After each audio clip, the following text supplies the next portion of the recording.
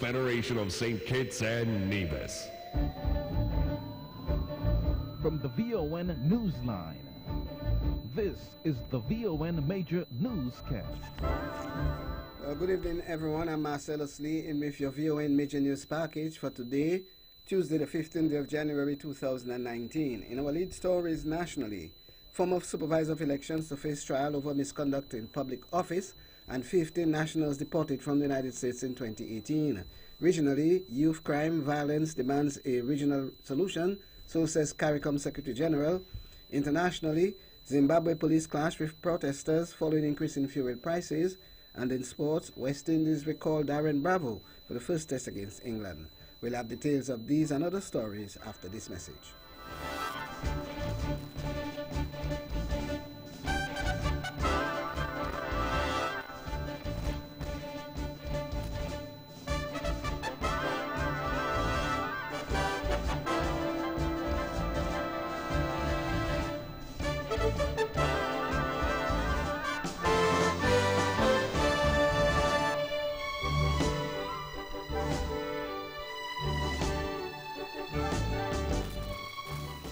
Another look. Different from how you've seen it before. Another look. Takes an in-depth look into business, politics, science, technology, religion, and more. Another look. Featuring documentaries from the BBC, regional features, and local ones too. Another look. Every Monday at 3 p.m. on the Eastern Caribbean's powerhouse, VON.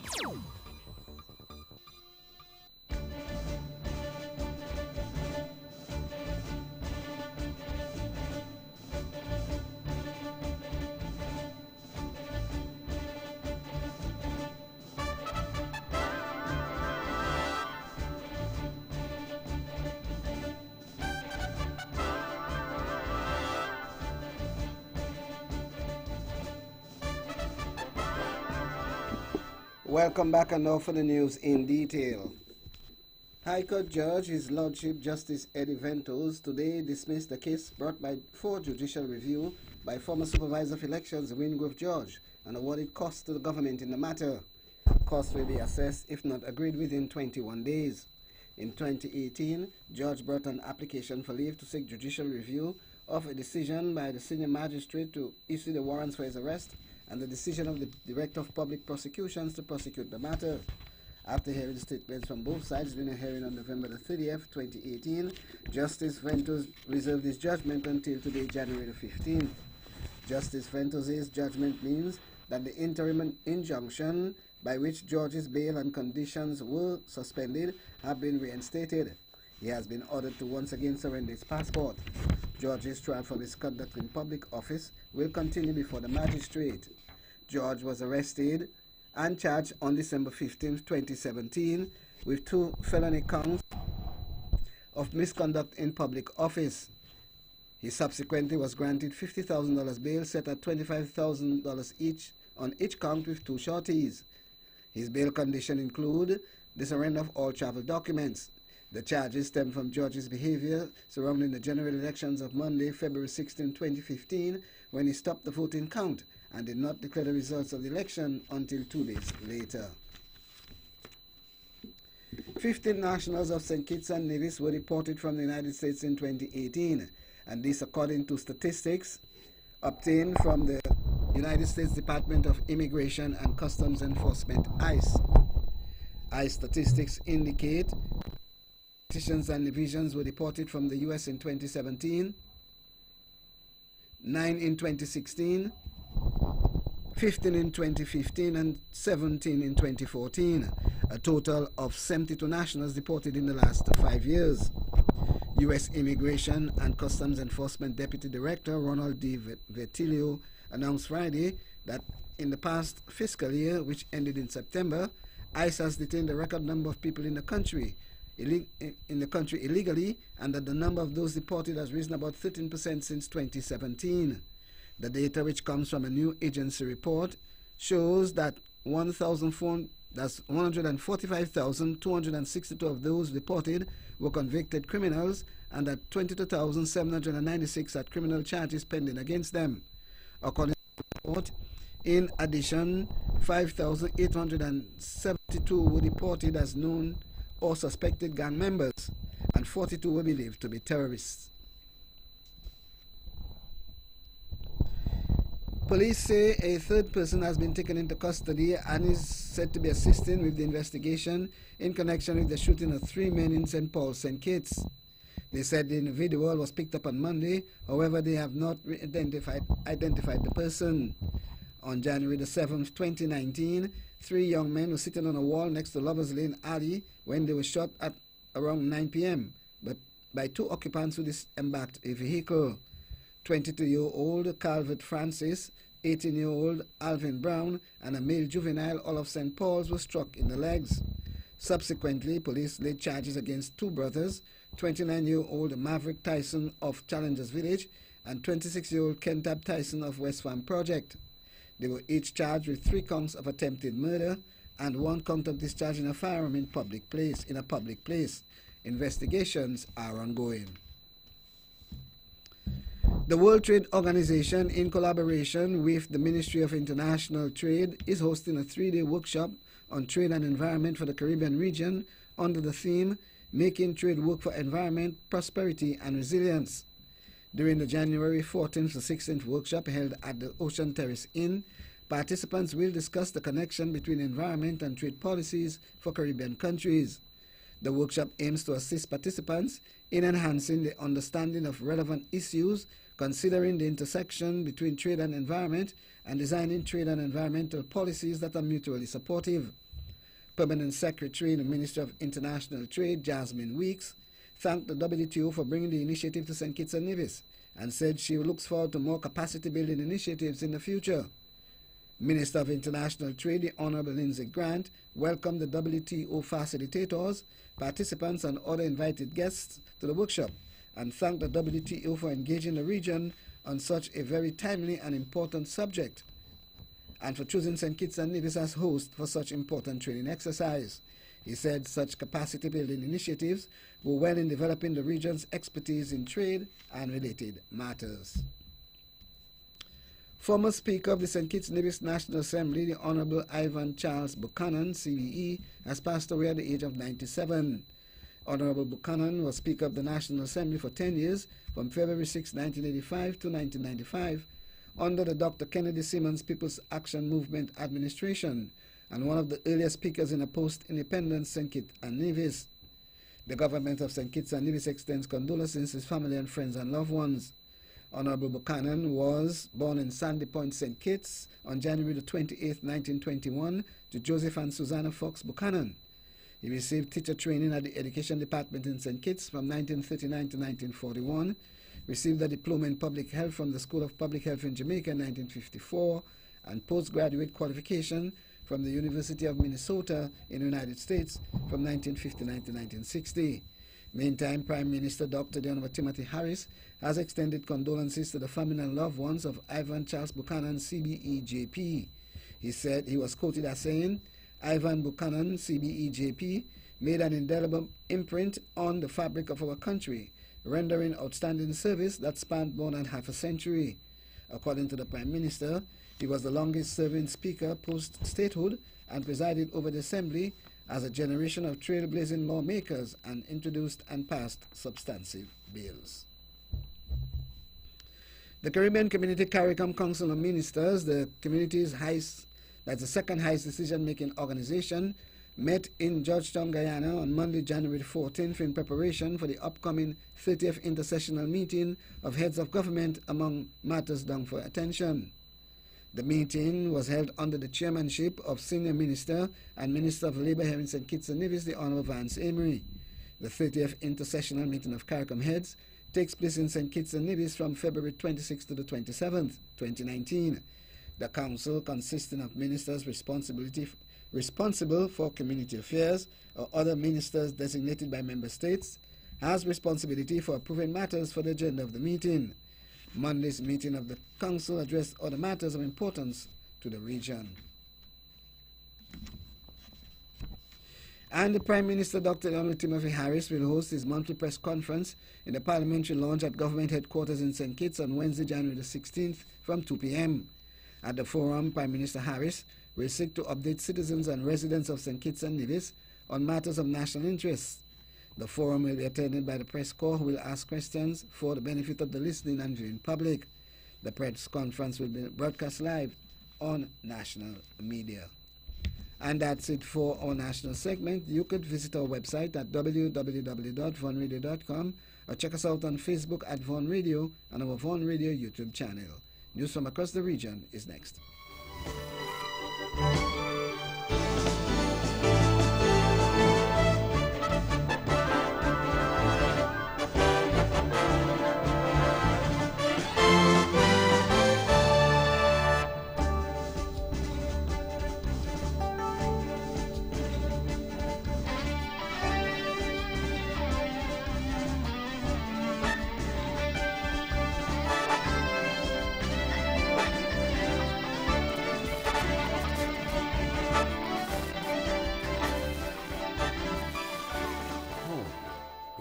Something different to everyone. It's a place you love, a place as unique as you are, a place where you can be yourselves, a place for life's big surprises, and not to mention the small ones. Moments to cherish and moments that last a lifetime. It's a place for nurture and a place where you can grow together. It's home. So whether you're building, purchasing, or renovating, the Bank of Nevis is here to open the door, giving you the confidence to dream and the help you need to get there with a mortgage loan from the Bank of Nevis. The Bank of Nevis Limited, improving the quality of life.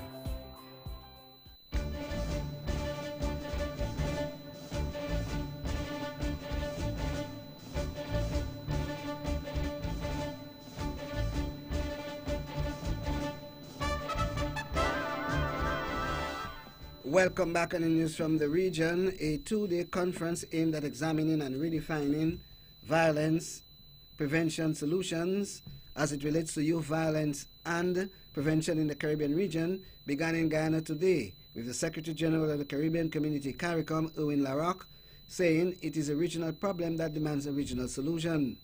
Larocque told the conference that has brought together leaders from youth movements, governments, civil society, developing organizations, and academia, that crime and security is an issue that is having an impact on all the 15 members of the regional integration grouping.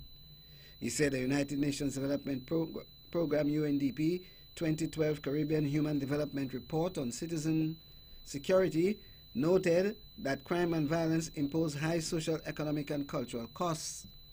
Larocque told the conference that the youth are the demographic that is most affected by crime and violence, and that some of the main findings of recent studies are that the majority of victims, as well as perpetrators of crimes recorded by the police, are young males 18 to 35 years old. Caribbean residents are being urged to take all necessary measures to protect themselves and eliminate all breeding places for mosquitoes from around their homes. Chief Environmental Health Officer in the British Virgin Islands, Lionel Michael, said the Ministry of Health and Social Development Environmental Health Division, in response to the dengue alert in the Caribbean region, is assessing its mosquito control program and increasing its campaign through education, awareness, premises inspections, and various control measures. The Chief Environment Officer added that the households can protect themselves by using mosquito nets and window screens, wearing long clothing, and using mosquito repellent when outdoors. Therefore, residents are also urged to remember to practice the 4 S's that search and destroy mosquito breeding grounds, self-protection, seek early consultation if experience symptoms of dengue, and support fogging. And out of St. Lucia, that country has recorded its second homicide for 2019 following the shooting of a young man on Monday, January the 14th, according to law enforcement sources. Dead is Henry Calderon, who is 20 years old. Calderon was shot around 9:20 p.m. at Waterworks Road, Castries. He was transported by ambulance to Victoria Hospital, where he was pronounced dead. Calderon's death comes after the body of 66-year-old British national and long-time St. Lucia resident Robert Bud Hathaway was discovered at his home in Grosselia on Sunday after midday. Meanwhile, still in St. Lucia, the Department of Health and Wellness has recorded a decrease in suicide rates for 2018. According to the Department of Health and Wellness suicide report, The figures pointed to a drop for suicide rates in 2018 compared to previous years.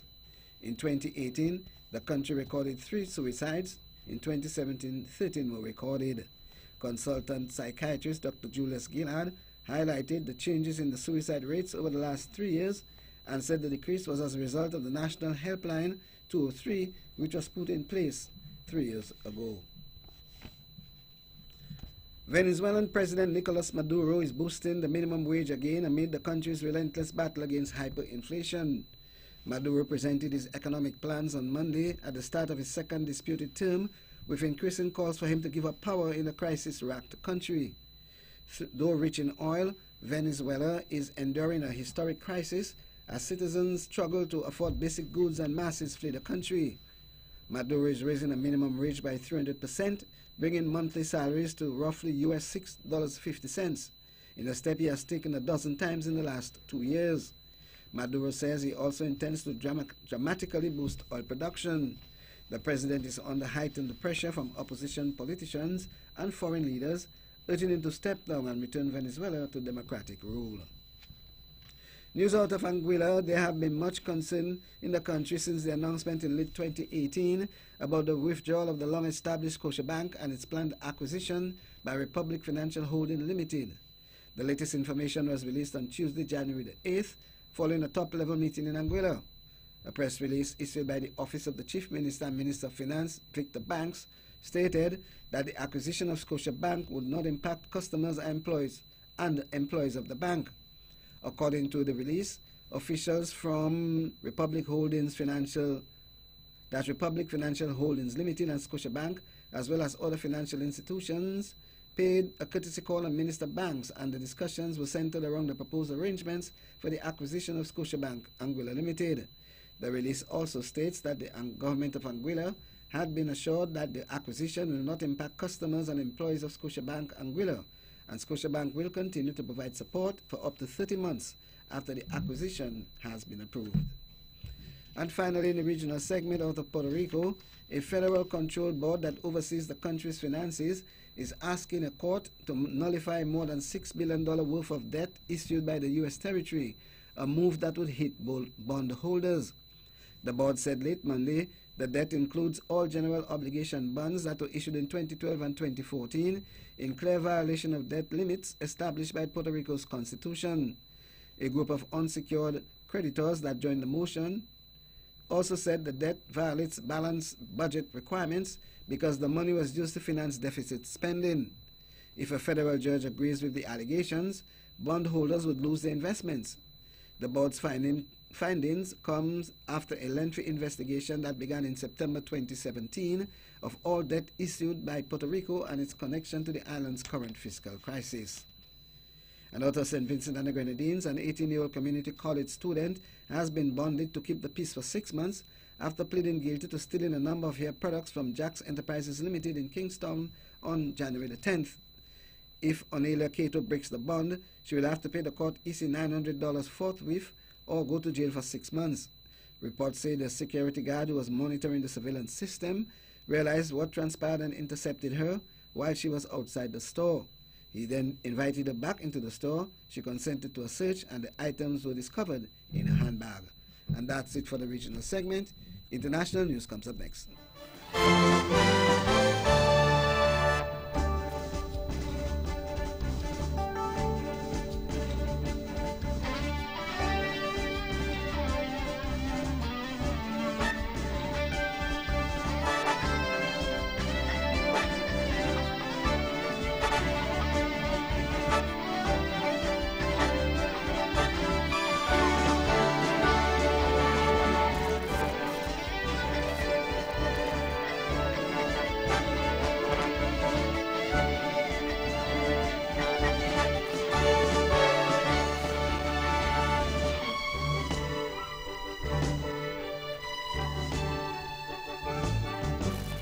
Welcome back on the international front.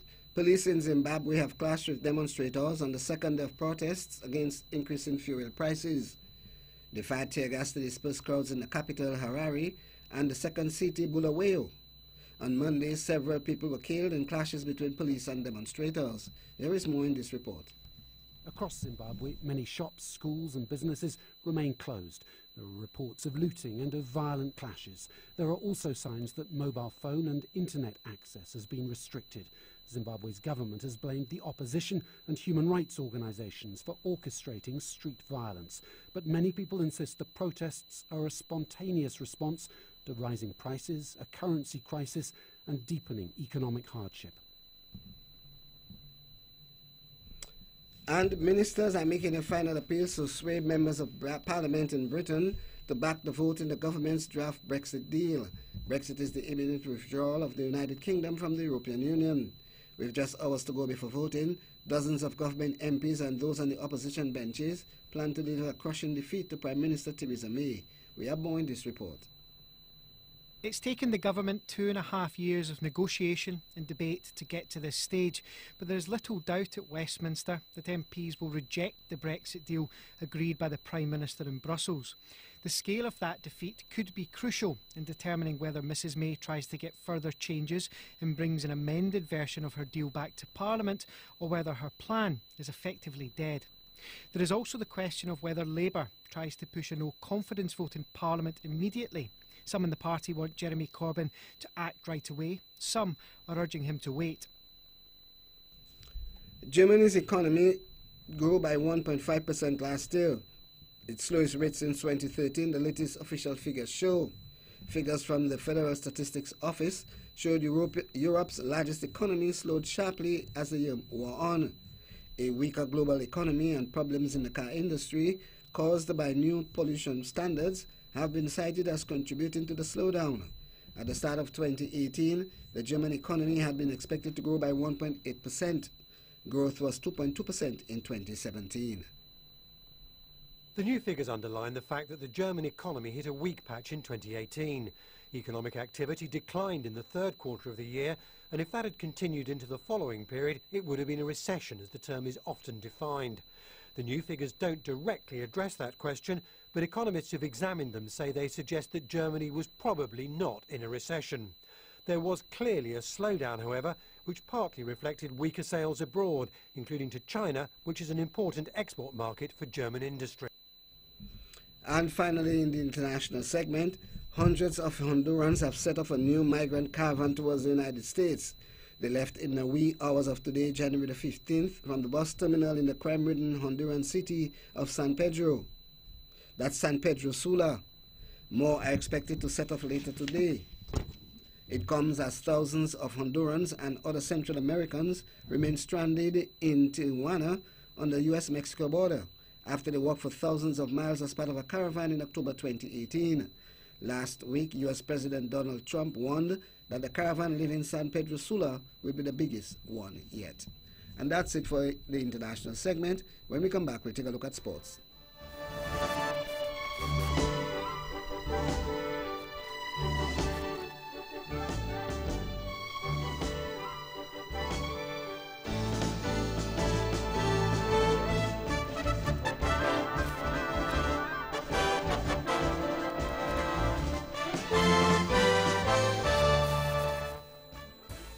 Most of us spend the better part of each weekday at the workplace. So why not make your office environment the kind of setting that helps you function at your personal best by outfitting it with top quality furniture, high-end photocopiers, printers, versatile office supplies, and the latest technology. The friendly and knowledgeable staff at the TDC Business Center are happy to provide you with personalized service to help you create an office space that's the total package.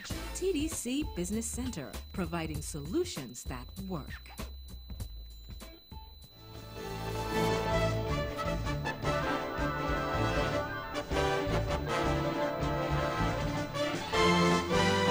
Welcome back. And in sports and in cricket, West Indies have recalled batsman Darren Bravo after an absence of more than 2 years from Test cricket for the first Test against England.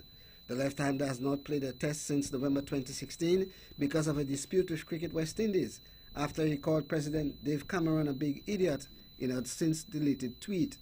Bravo, 29, returned to the limited oversight at the end of last year. He was sent home shortly before a one international tri-series with Zimbabwe and Sri Lanka in November 2016 after calling on Cameron to resign in response to an interview with the WCICB president, said Bravo had been offered a grade C contract because of a failing average.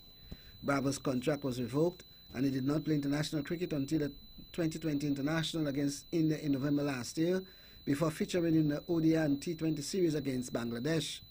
West Indies faced England in the 3-test series starting on January the 23rd. Bravo has scored 3,400 runs and averages 40 in tests, that's 40 in 49 tests with 8 centuries. In basketball, James Harden scored a season-high 57 points to carry the short-handed Houston Rockets to a 112-94 win over the Memphis Grizzlies on Monday night. He set a modern-era NBA record of scoring at least 30 points in 17 consecutive games. It saw him pass Kobe Bryant's record of 16, which he managed with the Los Angeles Lakers in the 2002-2003 season. Harden achieved the feat by halftime against the Memphis Grizzlies thanks to 36 first-half points. It was the 29-year-old's third 50-point game this season. His 17-game run is the longest streak since the legendary Wilt Chamberlain had 20 straight games of 30 or more points in 1964, before the American Basketball Association merged with the National Basketball Association in 1967. And back to some cricket news. Indian captain Virat Kohli hit 104 of 112 balls to help his side level the 3-match one-day series in Australia at 1-all. The hosts had set the Tories 209 to win, with Shaun Marsh scoring 131 of 123 balls. Kohli was the foundation of India's response, but hold out to Glenn Maxwell of Jai Richardson to leave his side needing 57 runs of the final 38 balls. MS Dhoni 55 and Dinesh Karthik 25, both unbeaten, saw the Tories home. The deciding match of the series will take place on Friday in Melbourne. The scores: Australia 298 for 9 of 50 overs, Marsh 131, Maxwell 48, Kumar 4 for 45, India 299 for 4, 49.2 overs, Kohli 104, Dhoni 55 not out. India won by 6 wickets. And finally, in some tennis news, Serena Williams stormed into the Australian Open second round as she began her bid for a 24th Grand Slam title with a win over Tatjana Maria. The 37-year-old American, whose 23 major titles came in Melbourne, whose 23rd major title came in Melbourne when she was pregnant 2 years ago, won 6-love, 6-2 in 49 minutes on Rod Laver Arena. Williams holds the most Open-era singles titles, but is looking to equal Margaret Court's all-time record of 24. Venus Williams, meantime, beat Melia Bozanescu 6-7, 7-6, 6-2. The 38-year-old American, ranked 36, went to take the set before dominating the third. Venus will meet Alice Cornet of France next week. And still in tennis, top seed Novak Djokovic started his bid for a record 7th men's Australian Open title with a straight set win over American qualifier Michel Kruger. The 31-year-old Serb won 6-3, 6-2, 6-2 on Rod Laver Arena. He will face French wildcard Joe Wilfred Songa. That's Wilfred Songa in the second round. And that's it for sports. The weather is next.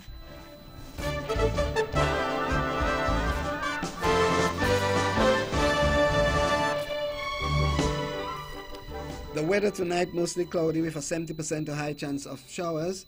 The winds are easterly at 7 to 14 knots. The seas swells of 1.2 to 1.5 meters or 4 to 5 feet. And sunrise tomorrow is at 23 minutes before 7 o'clock. That was the latest weather, and to end the major news package, we take a look at the headlines once again. Nationally, the former supervisor of elections to face trial over misconduct in public office, and 15 nationals deported from the United States in 2018. Regionally, youth crime violence demands a regional solution, so says CARICOM Secretary General. Internationally, Zimbabwe police clash with protesters following increases in fuel prices. And in sports, West Indies recalls Darren Bravo for the first test against England. On behalf of the rest of the news team, I'm Marcellus Lee, wishing you a pleasant evening.